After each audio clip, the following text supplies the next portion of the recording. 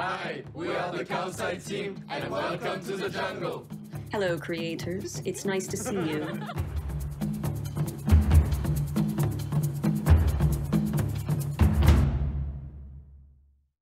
To bring our characters to life and produce believable visuals, we had to balance between photorealism and creativity. Saggy and Darwin belong to the same species, however, they evolved differently. A contrast we reflected in their fur and look dev. The first step was to create a realistic sculpt of both monkeys using HD geometry in ZBrush for added details in close-ups. We reprojected Saggy's details onto Darwin's mesh before sculpting his scars and altering his body parts. Then, I textured them in Substance Painter, keeping a similar design with subtle differences. Saggy's messier and colorful look reflects our wild nature, while Darwin's history as a lab monkey can be perceived through his scars, robotic parts, and darker fur. Saggy's groom is wild, frizzy, clumped, and untamed. Since most wild animals cannot perceive the orange color, we extended the orange fur from tail to shoulder in a bird-like pattern, creating a plausible concept of evolution for her.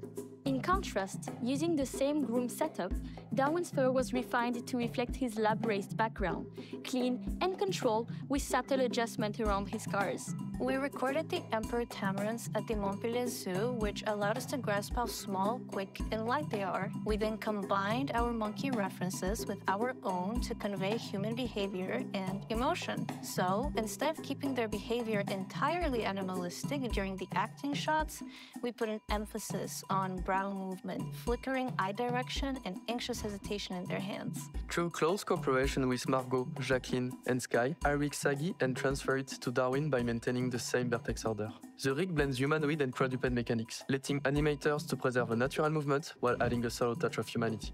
In terms of connecting their behavior to their personality, Darwin frees up when he's scared and confused. Saggy is always looking for a way out, as she is much more active, curious, and outgoing.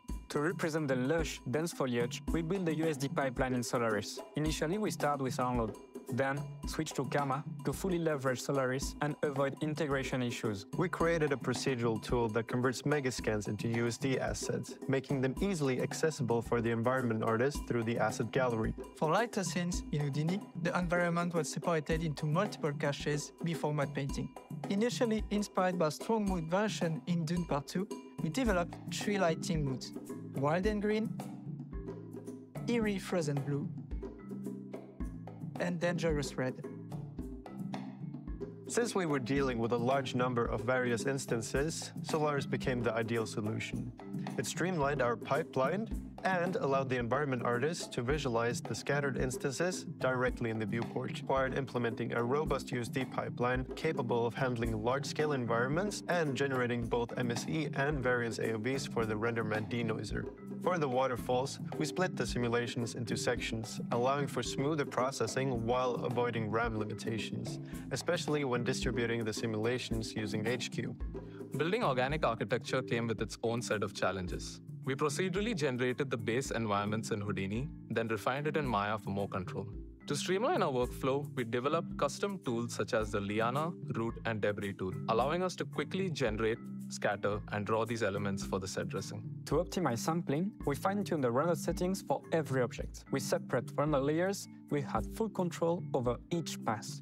In Serene, we only rendered the necessary frame range.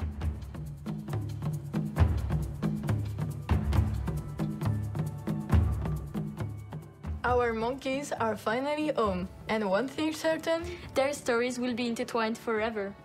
And so will ours.